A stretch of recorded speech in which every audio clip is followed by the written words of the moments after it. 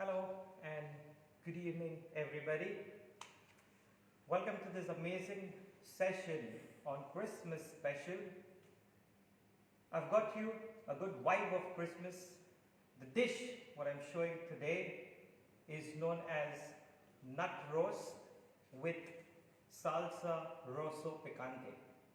Before we start off, I would like to thank Amul for giving me this opportunity, especially Sashank sir and Abhishek sir, who always been supportive, and the big family that I have, the Don Bosco family, Don Bosco Hospitality Studies Kurla.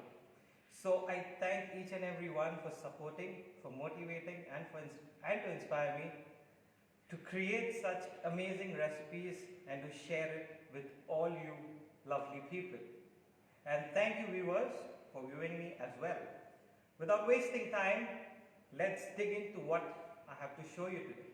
Now this nut roast, you'll be wondering, nuts which are roasted, what is this dish? Is it savory or is it sweet?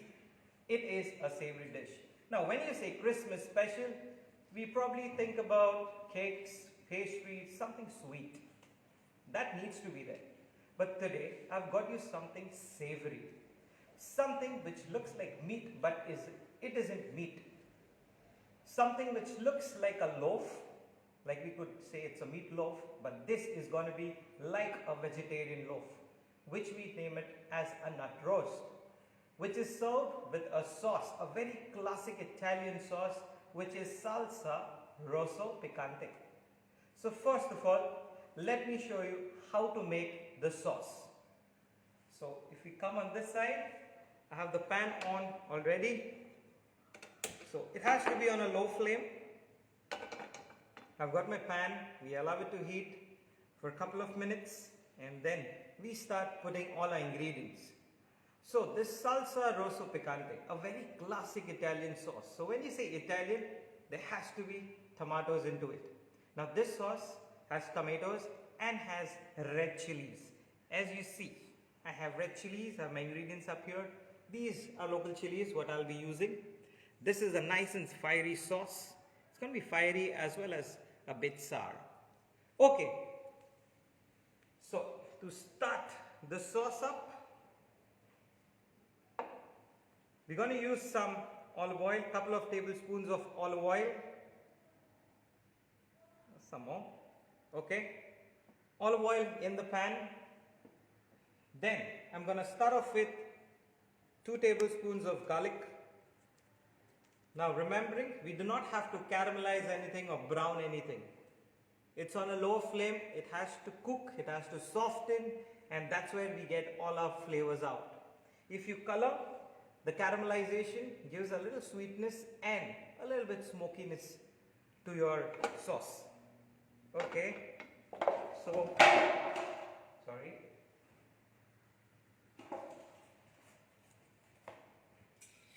I'll quickly grab a spoon.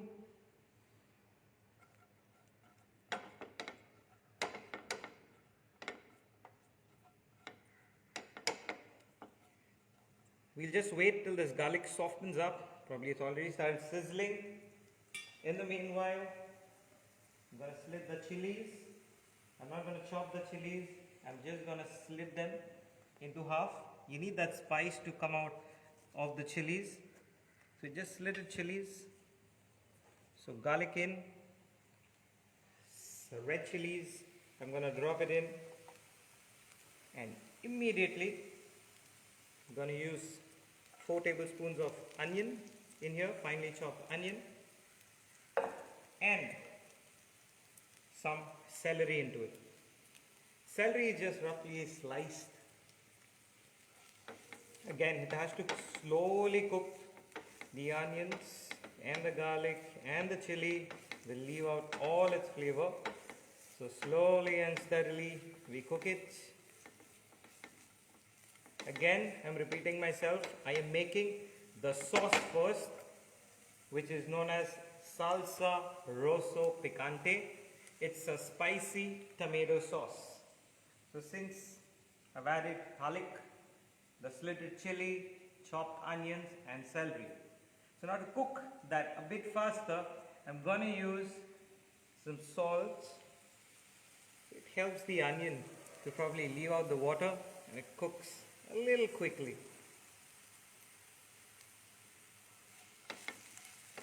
I'm going to leave that for a minute or so. Again, I don't want the coloration. I can already feel the spice. I can smell the spice. Okay, it just has to sizzle. The next ingredient is very interesting. Here comes the tomatoes. Now you may be wondering, what is this? Is it a tomato puree or what is it? This is known as a pilati. Now you may be wondering these fancy names. Pilati. Pilati are canned tomatoes. They are canned tomatoes. The tomatoes are peeled and it's kept in their own juices, which is the puree itself. So over here, it's not necessary to go out to the market and buy a pilati because it's heavy on the pocket. You can easily make it. I'll tell you how did I make this pilati. So I took 6 tomatoes, okay, put them in boiling water. I boiled the water, put them in there for about 4 minutes. 4 minutes, it was just dancing in there. Then I took them out, chilled them in ice cold water. 3 tomatoes, I put them in a blender, mixer, blended it, make a puree out of it. And 3 tomatoes, I just took a masher, mashed it and put everything together. Now you can see only the puree on top. The moment I pour, you will see the chunks of the tomatoes as well. So now, the onion and garlic almost is done. I don't want to color it again before it starts coloring. I'm going to add this pilati to it. Now there you see little chunks of tomatoes. So again, pilati is a mixture. It's peeled canned tomatoes where you have tomatoes which are peeled in their own juices, which is the tomato puree itself. Now you can, push up the level of gas a little bit up. With it, to finish it up, I'm going to use some fresh bay leaves. I'm just going to tear it, leave it in there and allow it to cook for at least 10 to 15 minutes on a higher flame. Now, whenever we use tomatoes, it's always important to use sugar into it because tomatoes are sour in nature. The moment you put this to taste, you go to taste this sauce, it will be sour. It's acidic. So to cut down that acid level, you always use some kind of a sweetener. The sweetener can be sugar, it can be honey. It's up to you. But since I told you it's a spicy sauce, I've used 2 chilies over here and it is going to be spicy. But my nut roast has sweet vegetables, has some sweet nuts. So I'm not going to put any kind of sugar into this sauce. I'm going to leave it the way it is.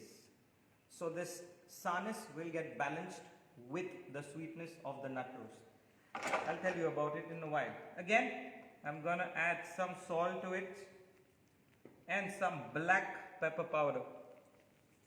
Black pepper powder and allow it to bubble. It needs to bubble, bubble, bubble. Again, pilati is in here.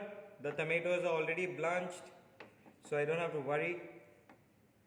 You can cook it on a higher flame, but be careful of the bubbles. Alright, I'm leaving the sauce alone.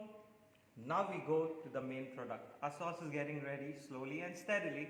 We go to the nut roast. Now let me take you to my table. So nut roast.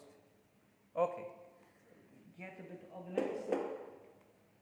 For the nut roast, the main ingredient, what I have over here, which is already cooked, it's known as a quinoa, a very healthy thing to eat.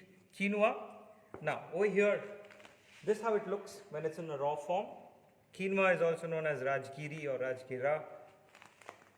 So quinoa, to cook a quinoa, you can cook it in boiling water, but when you cook it in water, you do not get that taste. So what I always do is, I always cook the quinoa into stock, a vegetable stock, a mild vegetable stock or an aromat powder. You add it into water, boil the water vigorously, add this dried quinoa to it and you cook it for at least 25 to 30 minutes. Some people also do soak the quinoa, but you don't need to actually. Otherwise it gets very sticky. So it's better to cook it directly in boiling water. Alright, so I have my quinoa which is already soaked, which is already cooked. So there it is, that's how it looks. Now in here, I'm gonna add all my vegetables. Since it's nut roast, here I've boiled some chestnuts and chopped them roughly. So I'm adding chestnuts first, followed by the sweet ingredient, carrots. Again, it's chopped and kept, it's blanched as well. I'm adding some fantastic roasted pumpkin. You can even boil. I wanted that roasted flavor. Pumpkin is in here. Some raisins, whole raisins, kishmish, you can call it. Sunflower seeds or flax seeds. We have almond slivers in here. There you go. Almond slivers are in. And to bind everything together, I'm going to use mashed potato. You can boil the potato, you can roast the potato. So that's mashed potato. If you feel you need some extra potato for binding, you can go ahead. Alright, now I have all my ingredients in there. I'm going to use a spoon. With the back of the spoon, I'm going to mash everything. Just mix, mash, mix and mash. Try to bind everything together. If you feel that there is a lot of water into your mixture, what you can do is you can even add breadcrumbs just to soak in all that extra moisture. So make sure that it's all binded together and it's mashed together. Now you can cook the vegetables a bit extra. Doesn't have to be crunchy, because if it's crunchy, it's not going to bind, it's not going to get mashed. If you see, it's nice, wet, moist, mashed, mashed, mashed, or else, okay, binding is not happening. You can add more potato. Okay, potato is over. You have bread at home. You can use soaked bread as well. Now, what does soaked bread mean? You can take the bread, put it in milk, soak it in milk, and put it. That also acts like a moisturizer and it helps in binding as well. Okay, so now my mixture is ready. First I've mashed. Again I'm telling you, I've got all my ingredients together.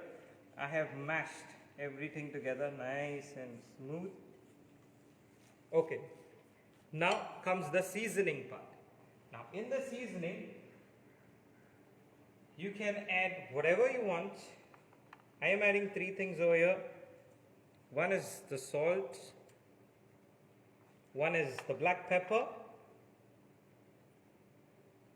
and I'm using paprika powder.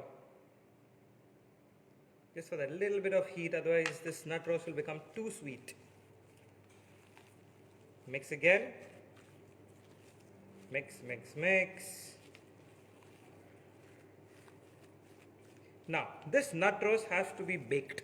You can use any kind of a tin, a round, a rectangle, a square, and you need an oven for it.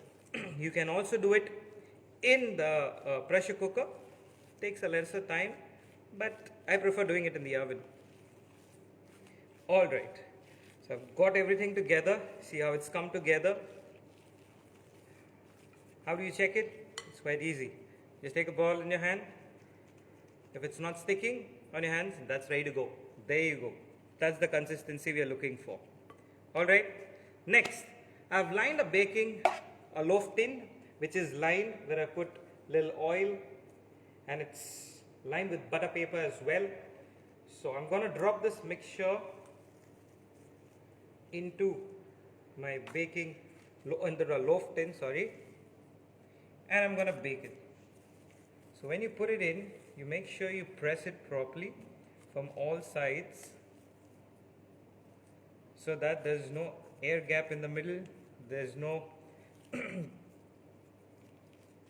unevenness. So there you go.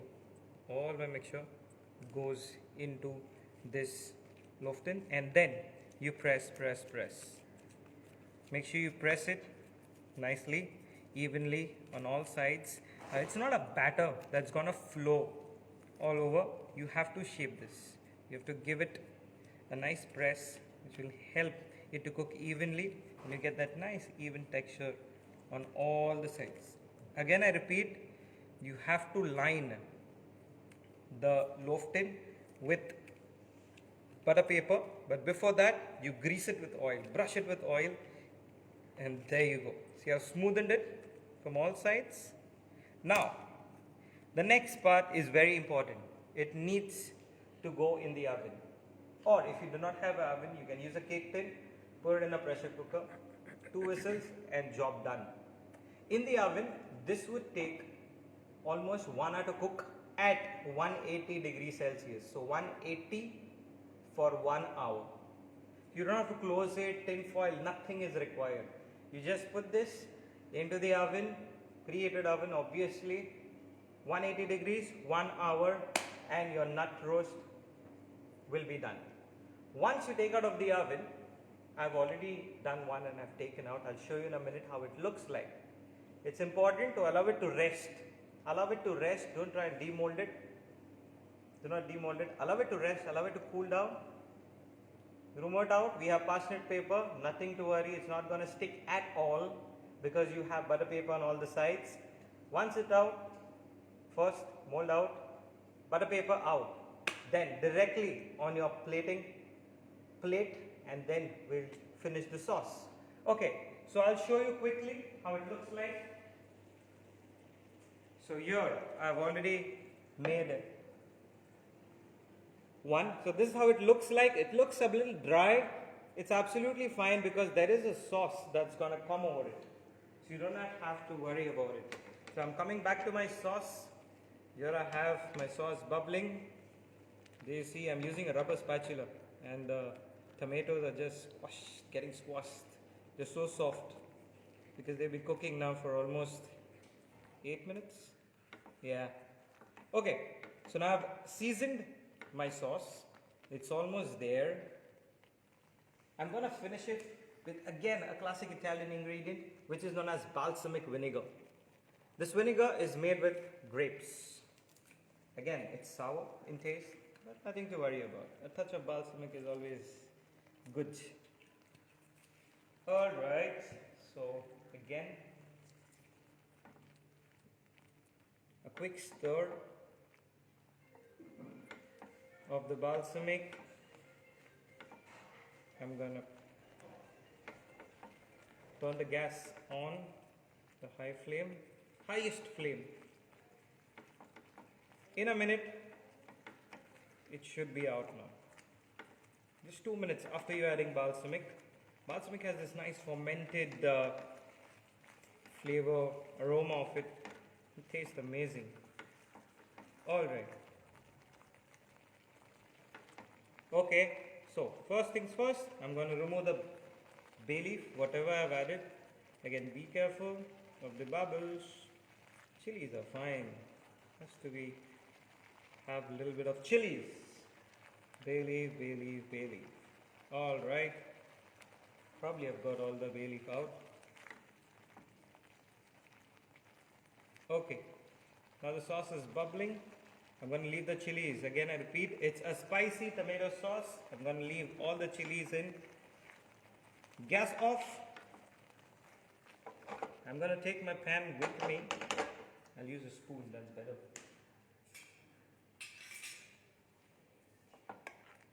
With the help of the spoon, with the chilies, I'm going to put this sauce, nice hot sauce with the chili on this roast. There you go. The sauce is not too runny. It's not smooth. It doesn't have to be. Nice and chunky. So there we go. We cover our nut roast with this amazing sauce. I'm going to take out the plate out. Now, it's ready. Final touches. Since it's Christmas, let us use some cheese. You can use some cheese. There we go. We have nice cheese, Amul cheese that have been used. There you go.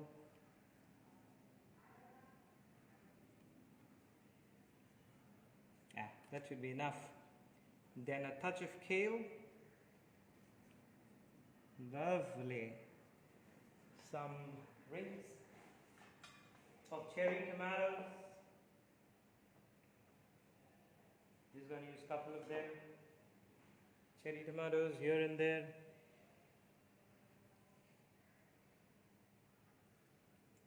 And let the cheese sit on its own because the sauce is nice and hot. We do not want to put it in the oven again or a salamander because that will lose. You'll lose a lot of texture of these nice pointy edges of the cheese.